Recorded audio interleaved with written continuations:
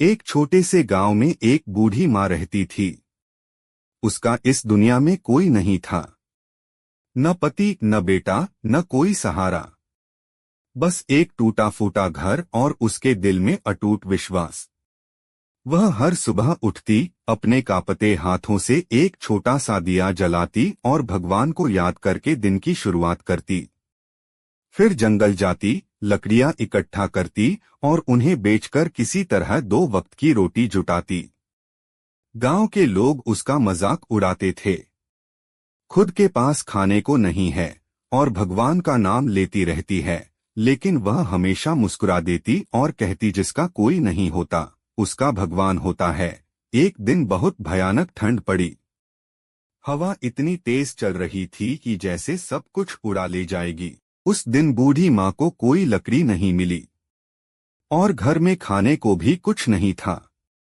पूरा दिन भूखी रहने के बाद उसने सोचा, चलो आज भगवान से ही दिल की बात कर लेती हूँ। वह धीरे धीरे मंदिर की तरफ चल पड़ी।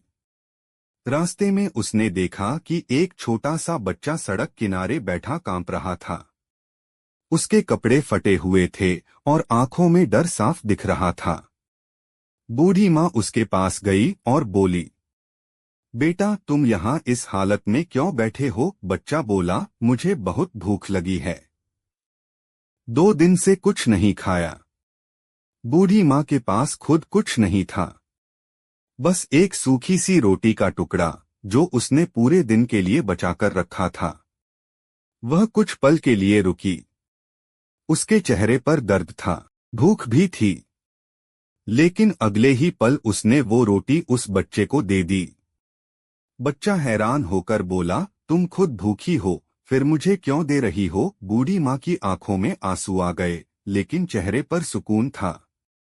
वह बोली, बेटा जब तू खाएगा ना तो मुझे ऐसा लगेगा जैसे मैंने खा लिया। बच्चे ने रोटी खाई और अचानक वहां से गायब हो गया। बूढ़ी माँ घबरा गई। ये क्या हुआ?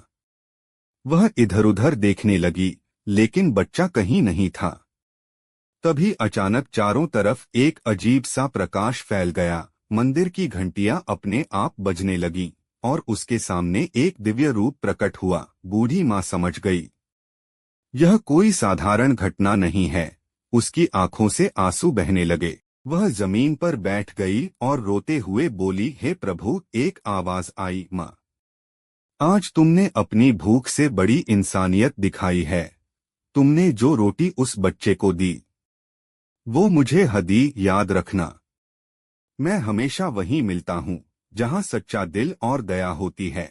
बूढ़ी माँ बस रोती रही, लेकिन इस बार उसके आंसू दर्द के नहीं, खुशी के थे। अगले दिन जब वह उठी तो उसने देखा कि उसके घर में अनाज भरा हुआ है।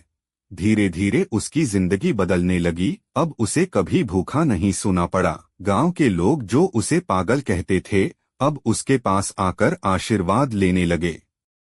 और बूढ़ी माँ हमेशा एक ही बात कहती, भगवान दूर नहीं है, वो हर उस इंसान में है जिसे हमारी मदद की जरूरत है। कहानी का संदेश, जब भी मौका मिले किसी जरूरतमंद की मदद जरूर करो।